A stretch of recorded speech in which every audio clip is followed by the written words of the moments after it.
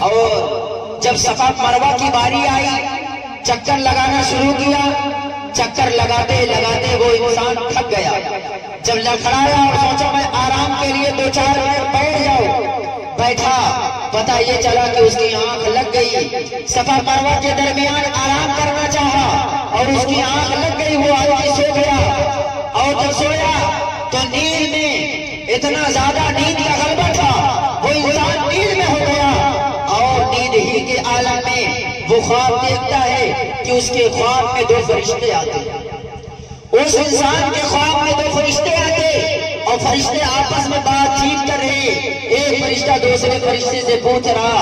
اے فرشتے ذرا یہ بتا کہ اب کی سال امسال جو ہے حج کے لیے کتنے لوگوں کی تعداد تھی؟ دوسرا فرشتہ کہتا ہے، اے فرشتے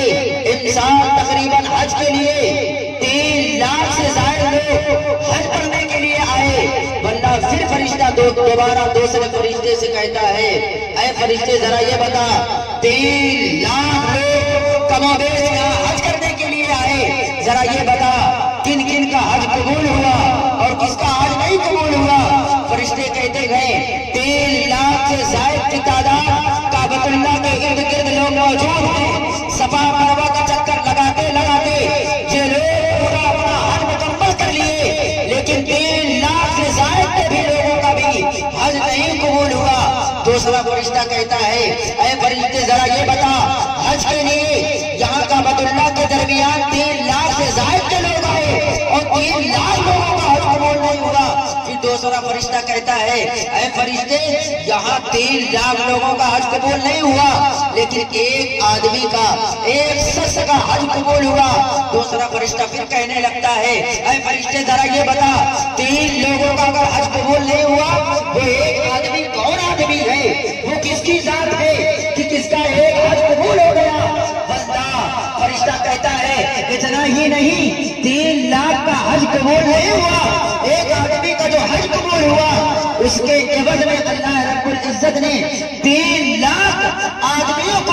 3 لاکھ حاجیوں کا حج قبول فرما لیا۔ بندہ اتنا ہی نہیں، فرشتے کہتے گئے اتنا ہی کہتے گئے، وہ آدمی کی آنکھ کھل جاتی ہے، اور آنکھ جب کھلتی ہے تو وہ سوچنے لگتا ہے آخرکار میرے خواب میں 2 فرشتے آئے اور آپس میں یہ بات کر رہے ہیں، دوسرے شہر میں جاتا پھر تیسرے شہر میں جاتا، اسی طریقے سے اپنے سفر کو طے کر رہا ہے۔ وہ آدمی نیند سے اٹھتا اور اپنے سفر کو طے کرتا ہوا وہ آدمی کے پاس پہنچ جاتا ہے اور آدمی سے کہتا ہے، اے انسان ہم نے خواب میں ایسا دیکھا کہ 2 فرشتے آپس میں بات کر رہے ہیں، ایک فرشتہ سوال کر رہا ہے کتنے لوگ آئے، دوسرا فرشتہ بول رہا ہے 3 لاکھ سے زائد لوگ آئے، پھر دوسرا فرشتے سے پہلا فرشتہ کہتا ہے کس کا حج قبول ہوا، پھر فرشتہ کہتا ہے کسی کا حج قبول نہیں ہوا۔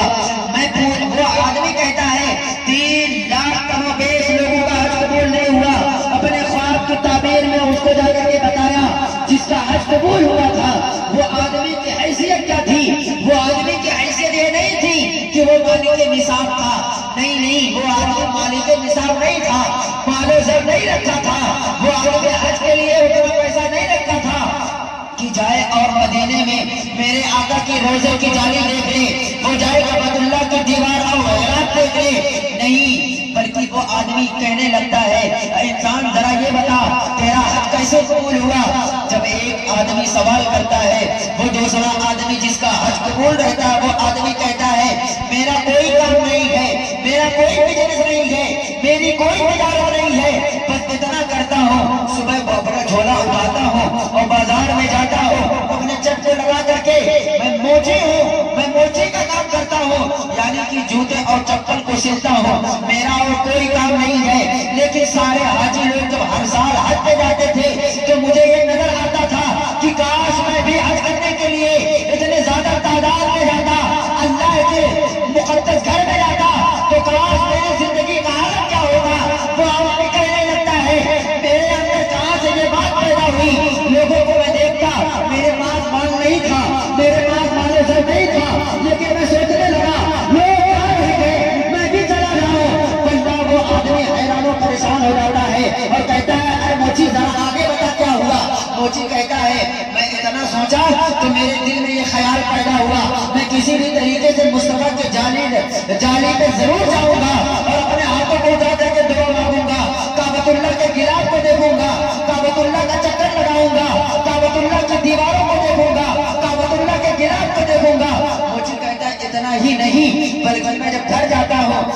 بستر کو اپنے سامان کو اکٹھا کر کے جب گھر جاتا ہوں میں سوچتا ہوں کہ میں اپنی بیوی سے مشورہ لے لوں تو بیوی کہتی آپ کے پاس مال و دولت نہیں ہے، آپ کے پاس روپیہ اور خزانہ نہیں ہے، آپ اتنا بڑا کیسے پلان بنا لیے کہ آپ مدینہ المنورہ اور کعبۃ اللہ کی زیارت کرنے جا رہے ہیں؟ بیوی کہتی ذرا یہ بتائیں آپ کا انتظام کیا ہے؟ شوہر کہتا ہے میرے گھر میں اے میری بیوی روزانہ سالن اور روٹی بنتی ہے۔ غور کریے گا، میرے گھر میں سالن اور روٹی بنتی ہے، اے بیوی اگر یہ سالن کی قربانی دے دے تو شاید کہ میں مدینے کی زیارت کر لیتا، اگر شاید کہ اگر ایک دن میں جو روٹی اور سالن بن رہا ہے یہ سالن نہ بنا جب تک میرا انتظام نہ ہو جائے، یہ سالن چھوڑ کے صرف اور روٹی بنا، روٹی کھا کر کے میں اکٹھا کر لوں گا سالن کا پیسہ بچا کر کے اور مدینے میں جاؤں گا، آ کر کے روزے کو دیکھوں گا، کعبۃ اللہ کی دیوار کو دیکھوں گا، کعبۃ اللہ کے میراب کو دیکھوں گا۔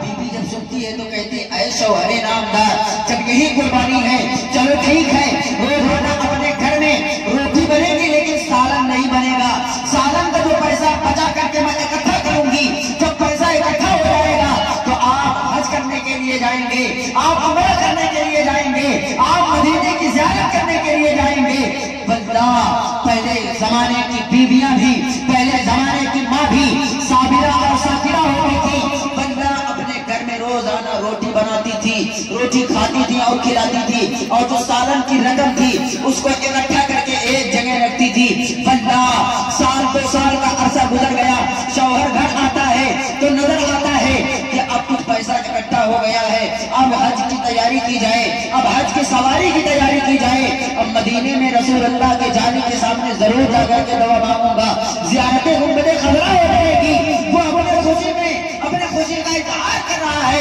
اور کہہ رہا ہے اپنے زندگی میں کبھی جو ہے کعبۃ اللہ کی زیارت نہیں کی، اب تو میرے پاس انتظام ہو گیا ہے۔ میری بیوی جو ہے روٹی پکا کر کے کھاتی تھی اور کھلاتی تھی، سالن کی قربانی دے کر کے رقم کو اکٹھا کر لی ہے، اب تو میں حج کرنے کے لیے جاؤں گا۔ واللہ ایسا وقت آتا ہے کہ جو ہے آدمی کے ناک میں ایک ایسی خوشبو آتی ہے، وہ آدمی حیران و پریشان ہو جاتا ہے اور سوچنے لگتا ہے، تو پتہ یہ چلتا ہے کہ ایک سالن بن رہا ہے، پڑوسی میں ایک گھر کے اندر جو ہے سالن تیار کیا جا رہا ہے، اس کی مہک جو آتی ہے وہ پریشان ہو جاتا ہے، کہتا ہے سال 2 سال کا عرصہ گزر گیا، کاش کہ اگر روٹی سوکھی کھاتا ہوں، آج کاش اگر روٹی بھی مل جائے، کاش اگر سالن مل جائے تو میں اپنے پیٹ کو اس سے جو ہے معطر کر لیتا، اپنے پیٹ کو بھر لیتا، شاید کہ آج مجھے گوشت مل جاتا کھانے کے لیے۔ واللہ وہ تلاش کرتا